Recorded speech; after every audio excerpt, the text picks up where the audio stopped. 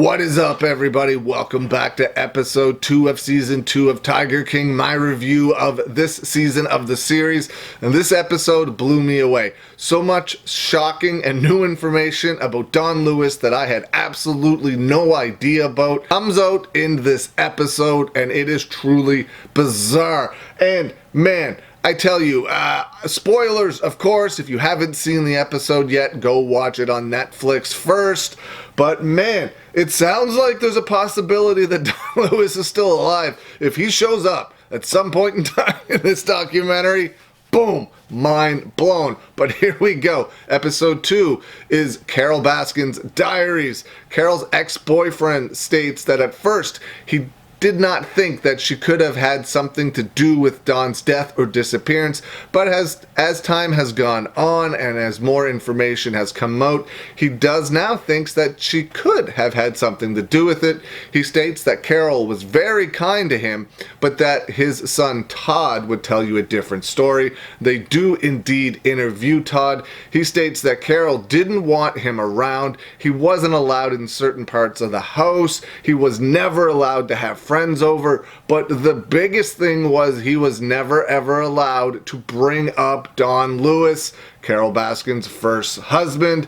Todd states that he doesn't think that Carole killed Don, but thinks that she can point people in the right direction, but that she won't. Todd also states that she doesn't care about people, she only cares about cats. Carole stated in her online diary that Don once got so mad that he wanted $1 million and a divorce to move to Costa Rica, and that he was planning to take 47 of the cats with him. How much do you want to bet that if Don just left, had no intention of taking any of the cats, that he would probably still be alive to this day? Joe Exotic states that in one of Carole Baskin's diary entries that she stated that she was looking for a way out. Allegedly, possibly, maybe feeding Don Lewis to tigers. Jerry Mitchell, who is an investigative reporter, states the main source of info on Carole Baskin are her diary entries that she posts on YouTube. It stated that she posted online entries daily and that she overshares and shares way too much. Anne McQueen, who is Don's executive assistant, says that there was more than enough evidence to bring in Carole Baskin for questioning. Donna Pettis, who is one of Don Lewis's daughters, states that the sheriffs told her they have their own suspicions on what has happened to Don, but they cannot share it with them, which sucks. Because you think the family would have the right to know what's going on, but I guess that would interfere with their ongoing investigation. I don't know. It would just suck to know that police could possibly know what happened to their dad, but can't tell them. I don't like that. I understand, but I don't like it. Corporal Garcia says they need to find information they can use in a court of law, not what they find on some random internet websites. On June 14th, 1997, which was 65 days before Don's disappearance, was the last time one of his daughters saw him alive.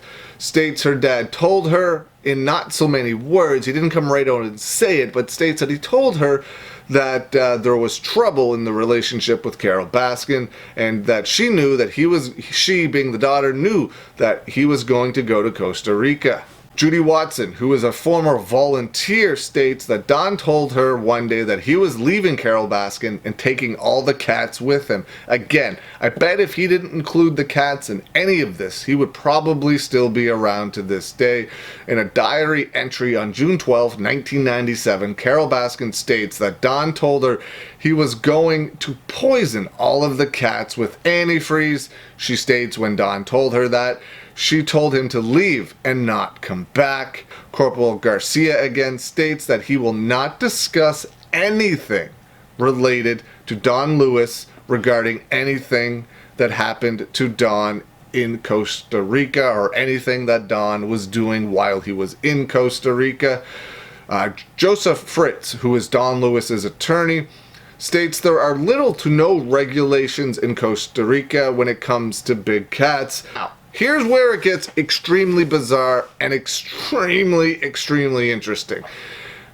Joseph Fritz, Don's attorney, states that he was told there were federal reports of Don Lewis being alive and well and living in Costa Rica.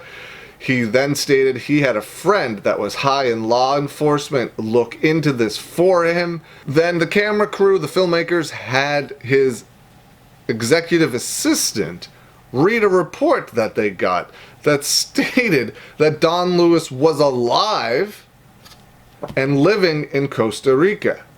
It's crazy. Now, the camera crew goes to San Jose, Costa Rica. I swear, if he shows up in this documentary, minds are gonna explode. Ray Rodriguez, who is one of Don's associates, states that Don told him he was there to get away from Carole Baskin and he put investments in Ray's name because he was the front man. Says that they bought properties all over Costa Rica, and he bought a farm which he intended to fill up with all kinds of cats. States that Don liked to play with dangerous stuff. If you want to know the real story, forget about the cats. Ray states that Don used to bring $100,000 to $200,000 in cash in boxes on the planes. Stated that he would put money in different companies / hiding the money. Henry Porrez, Don's notary, says that Costa Rica was a fiscal paradise. He states the laws were very flexible, states that he would create companies for Don, legalize the books, and then stated what they did with those companies afterwards were their own problem. Then they interview one of Don's farmhands. States that Don built a little house and cages for the cats before he left, but after he left, he never saw him again. People say now he lives elsewhere, but he doesn't know if that's true. Man.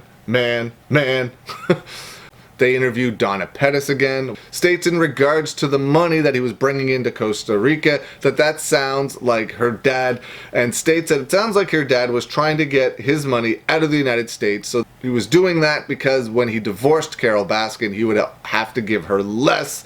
Said her father always walked a fine line with the law. They go back to Ray. Stated that what Don was doing was illegal. He wanted to clean his money and was running the money through his properties. Said it was too much money and that he didn't want to be involved with the dirty stuff. Said he was warned through a CIA agent that they were investigating Don and not to get involved anymore with him. Then a reporter for the Tampa Bay Times states that they initially did not think that Don was dead. They thought that he had just fled the country. Kenny Farr, who is Don's handyman, states Don was very private and that he didn't want anyone to know what he had, especially the government. Thinks Don was worth about $20 million when he disappeared. Mary, who ran a hotel for Don, states that Costa Rica was his escape. Thinks that he changed his identity and he has the means to do so, and he's possibly living somewhere else now. What if he did? Imagine that Don Lewis is still alive, watching this on Netflix in Costa Rica and being like, haha, that's me, I'm still here, suckers. Don's lawyer states that he loved his cats, daughters, and assets too much to walk away. Ray states that when Don was with him, he was safe, but a lot of people started showing up asking where he was. States that Don Lewis had 2 lives and he didn't have anything to do with the life Don led at night. Alex Mora, who is Don's driver, states that Don always needed a beautiful woman next to him. Mary then states that he would take out in ads in the newspapers looking for female companionship. Don's neighbor states that a lot of women would come to and from Don's place. She would see women leaving all of the time. Alex, his driver, then stated that Don liked his girls young and that his favorite was a 15-year-old, which is absolutely disgusting. Ray states he warned Don about this, states that these girls have families and they will kill him if they found out.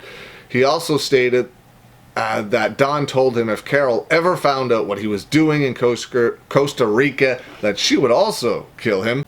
The investigator Jerry states that Carole knew what was going on in Costa Rica and wasn't happy about it, but that doesn't mean she killed him. But he keeps coming back to the fact that she was the last person to see him alive. John Phillips, who is a civil attorney, says he was retained by Don Lewis's family to look into his disappearance, states there is a $100,000 reward for the information leading to the person that murdered Don Lewis. Carole believes it is a publicity stunt. And then a woman named Sandra calls the tip line, stating that she was a former housekeeper for Don and Carole, and that she believes that Carole's dad and Kenny Farr had something to do with Don's death.